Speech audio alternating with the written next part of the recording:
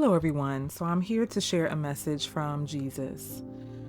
So, Jesus, I'm so sorry about being so consumed with getting a bigger suitcase for this trip and not being grateful for my husband getting the smaller one, although it is small, and I was nervous about it not fitting both of our clothes. I didn't realize how materialistic I had become about this. Please forgive me. Jesus spoke. Yes, my love, I'm glad you discerned this from the word you received. Once the longing for money comes, the longing also comes for what money can give: superfluities, nice rooms, luxuries at table, more clothes, fans, and so on. Our needs will increase for one thing, brings another, and the result will be endless dissatisfaction. This is how it comes. Thank you, Lord, for this conviction. I definitely had become dissatisfied and too particular about a suitcase, but I understand it's much bigger than that. He continued, yes, it represents the need to connect to things that bring you comfort. You are at the place spiritually where you can connect the dots once you are made aware of something by my spirit. You and your husband's call, as well as all of my children's, is to become holy and to live lowly. For many, lowliness looks different, and that's why it's important to not compare yourself to others, my love. You and your husband have been specifically called to live and operate with a minimum in many areas, and I have led you both in discerning what those areas are. There are necessities that must be purchased, but significantly limiting leisure spending is your call. This is needed to prepare you both for the future and the anointings you have both been given. You are not fully aware of these areas because there are still areas of comfort living and seeking inside of you that has to be removed. I want you to both work diligently to deny yourselves things you don't need, deny urges for certain food that does not provide much nutrition for your body. This weakens your flesh and your spirit. Nothing is too much for me in regards to what you may sacrifice, as long as it's from your heart and is truly sincere. Fear resides in vessels who do not practice self-denial and who fight against the Spirit's desire to groom them to become more holy and righteous in my sight.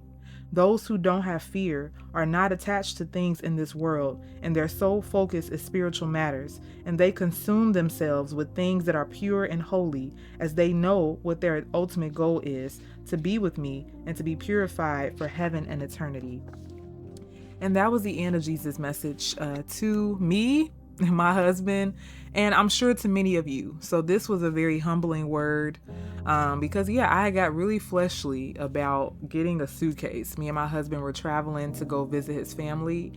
And we really didn't have it, like any type of luggage, because when we moved to where we are now, we kind of gave away a lot of our luggage and things like that because we were expecting to live in a much smaller space than what we are currently living in now.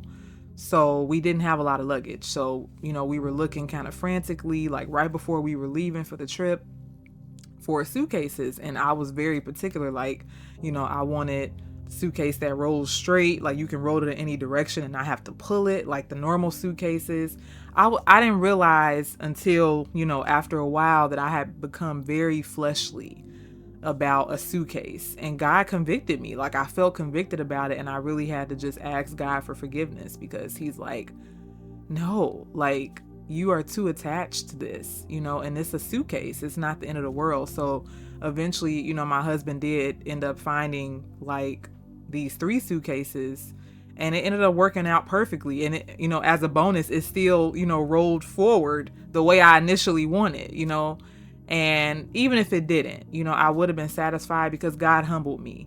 And this message is really about him reminding us that our call as Christians is to live holy and to detach from worldly things. But of course, it's so easy to just get really caught up in that and just to get particular about things. And that's why he really called, me out about that. And I appreciate that, because I needed that humbling. I needed that conviction.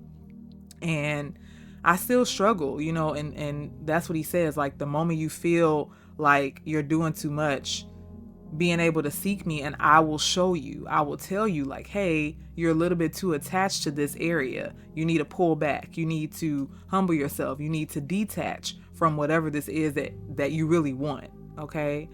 So that is his message to us today, is just to seek out a lowly and humble life and know that when we do that, there are so many rewards for us in heaven. There are so many things that he has in store for us, but we have to live a lowly life. That is our call as a Christian. We're not called to live lavishly, even if you have the money to live that way. Our call is not to live that way. Our call is to live humble, lowly, and submitted.